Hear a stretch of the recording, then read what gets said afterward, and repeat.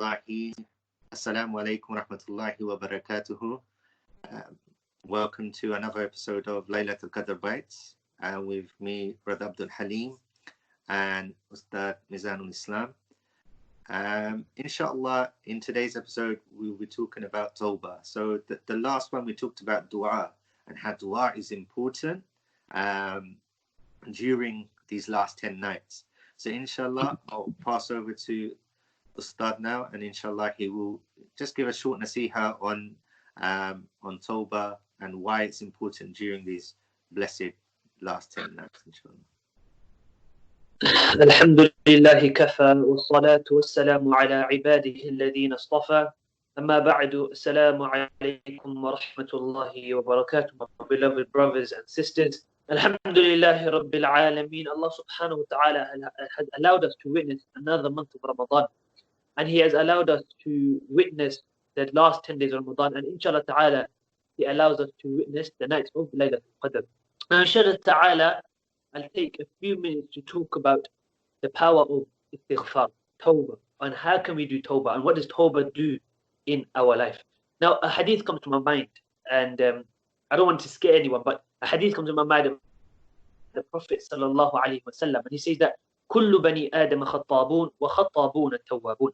He says that every single child of Adam is a sinner, but the best of sinners are those who do tawbah.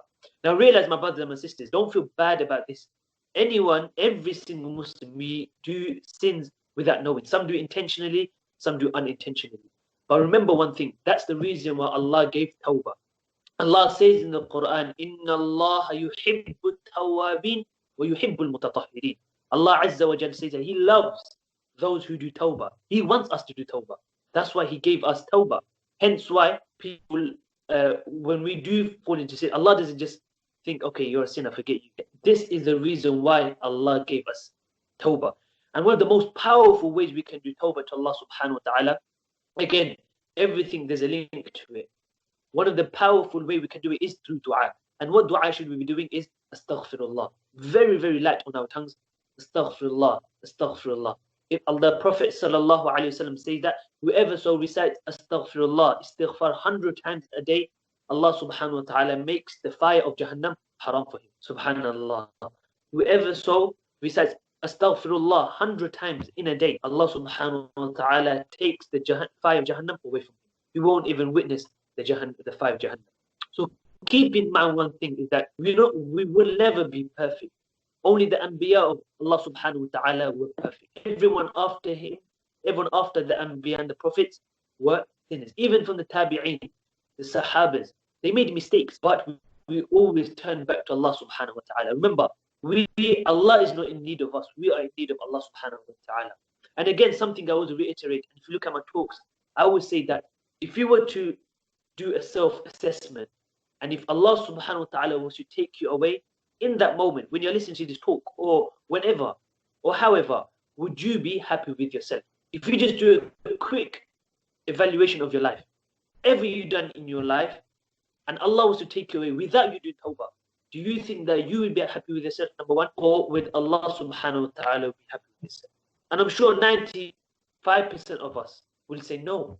But to give ourselves some contentment, we do istighfar, we do consecutive and excessive istighfar to Allah subhanahu wa ta'ala, so that at least Allah will be happy with us. At least we have some sort of contentment that at least I've done istighfar. At least I called unto Allah subhanahu wa ta'ala through his tawbah. So keep in mind, my brothers and sisters, do not hit yourself and do not look back and say, oh, I'm the biggest sin, I've done this, I've done that, I was engaged in haram, I was doing this to music. No, this is the reason why Allah says in the Quran that I love those who do tawbah, and I love those who are pure. If you look at Arafah, one of the rituals in Hajj, when you go to Arafah, the Prophet ﷺ says that a person who makes dua to Allah, who asks Allah for forgiveness, Allah subhanahu wa ta'ala makes his slate clean, as though he's become a newborn baby. And this is the power of istighfar. Nothing can make your she as clean as tawbah, number one, and number two, dua. So they complement each other, making dua and making istighfar, consecutive and excessive dua, and asking Allah to forgive you sincerely. And this is an adab of dua. And this is an adab, a quality, a etiquette of asking Allah to forgive us is sincerity in the heart. Because some just do something like they swore and this stuff and stuff. It doesn't work like that. You have to say it properly as though you mean it. And this is something that I want you to say. You have to do things as though you mean it. It shouldn't be just light on your tongue. It should be right, gripped inside your heart.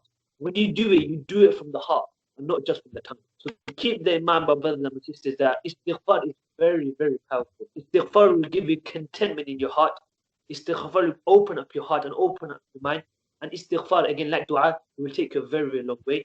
And always remember that Allah loves everyone, and Allah indeed loves who do istighfar and who do tawbah. Inna Allah yuhibbu tawabin wa yuhibbu mutatahhirin. So I hope this benefits my brothers and sisters, and inshallah ta'ala Allah forgives us. And we make excessive dua in the nights of Laylatul Qadr, and even outside of Ramadan, even outside of the days of Laylatul Qadr. وَقُولُوا قَوْلِ هَذَا أَسْتَغْفِرُ اللَّهَ لِي وَلَكُمْ. Jazakallah khairan again, Ustadh, for that beautiful reminder. Just to touch again on what Ustadh talked about with istighfar, I think we all kind of take istighfar quite lightly. Like I said, we normally would say astaghfirullah, astaghfirullah. We say it so fast. Maybe we don't have that real attachment to istighfar. So again, one of the things that we notice during these blessed days of Ramadan is, shaitan isn't there. And we all kind of have that feeling that we're a little bit freer. And as Ustadh said in the previous episode about training to do istighfar with meaning. It's not to say that we're not going to sin again, but we keep making istighfar. We make that sincere intention that we don't want to return back to that sin. And that's what we try to do, inshallah. So inshallah, that's what we take from istighfar is that we train ourselves during these last 10 nights so that it becomes a habit for after Ramadan. So we continuously make istighfar. And like Ustadh, again, he mentioned that Allah loves those who return back to him. And it comes to my mind when if you walk to Allah, Allah runs to you. So again, if we're making istighfar, Allah will run and He will forgive us. He's waiting for us to ask for forgiveness. He allows us to make sins so that we return back to Him, and we don't try not to make that sin again. So inshallah, we try to remember what Ustadh talked about with regards to istighfar and the connection to dua. Making istighfar and making dua. It goes hand in hand, and inshallah, we try to implement this and going forward after Ramadan. So again, Jazakallah khairan to Ustadh for that beautiful reminder, and inshallah we will see you for our next and final episode in this series, inshallah. So Jazakallah khairan again for listening. Assalamu alaikum wa rahmatullahi wa barakatuh.